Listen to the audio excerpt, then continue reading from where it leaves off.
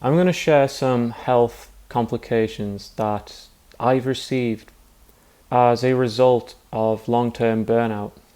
In my previous video, I talked about how serious a burnout can get and what can happen if you push through a burnout. And in this video, I'm going to specifically talk about a few health issues that I've had because of burnout. From pushing through meltdowns, from pushing through when I should have stopped. First of all, there are a few things that I can't really talk about on YouTube. A certain topic to do with the restriction of nutrients I can't talk about. I made a video on it and I nearly got my content taken down. And another topic that I'm going to have to be very subtle about, or maybe just leave that for like a Patreon video, would be the use of substances. So I'm going to have to be really careful.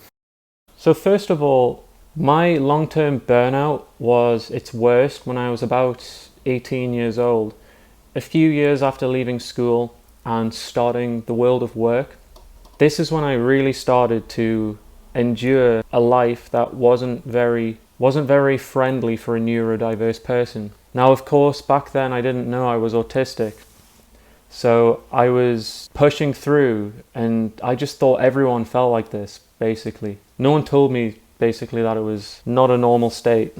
At nighttime, my prolonged burnout would manifest as pretty terrifying night terrors, nightmares that would turn into waking nightmares. This is because of this insomnia that I would experience. The more burnt out I was, the more I'd exhaust myself. I would have pretty severe insomnia that would lead to night terrors. It would lead to these OCD brain loops that essentially stopped me from being able to sleep. I never properly slept back then. I was trying to sleep, but honestly, I don't think I had a single night's sleep that was sufficient between probably 2012 to 2015. I think one of my least favorite parts about trying to get to sleep was adrenaline spikes. I'd get these adrenaline spikes once I was asleep, like this sudden rush of adrenaline, and I would just wake up. And this would happen multiple times throughout the night. Once I would get to sleep, I'd get these adrenaline spikes, and I would be up for hours. I noticed a lot of my psychosis symptoms were the worst at night as well. The general daytime symptoms for prolonged burnout, I was diagnosed with depression, specifically psychotic depression. I was diagnosed with generalized anxiety disorder, chronic fatigue, like a chronic lower back pain issue.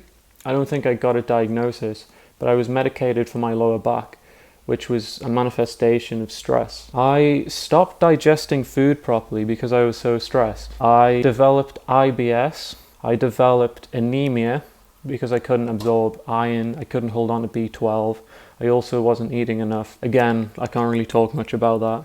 And I think what made all of this worse, all the mental symptoms, physical symptoms, was I was drinking for 10. I was drinking so heavily that I don't know how I survived, in all honesty. And I'm very lucky to have somewhat bounced back. I'm very lucky. But as you know, drinking makes things 100 times worse. It is true that it can alleviate your issues in the short term, but it always catches up. I just remember my teeth started to rot and my gums would just bleed. My body just slowly fell apart, my hair, my nails, chronic stress. This aged me like 10 years. And I think it's amazing how the body can be so creative with how it chooses stress outlets. It's very intense. Your body seems to know your weaknesses and it will basically take out its stress on you in very creative ways. So again, this is why it's so important to never push through a burnout. And I know that's easier said than done. A lot of us are in situations where we feel like we have no choice but to keep going. People have said to me, well, I can't.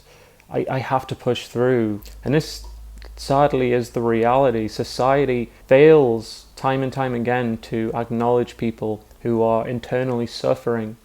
And this pressure just to keep going, or you'll lose your job, you'll lose your house, all this pressure does make it impossibly hard to step back and protect ourselves. It's made impossible, really.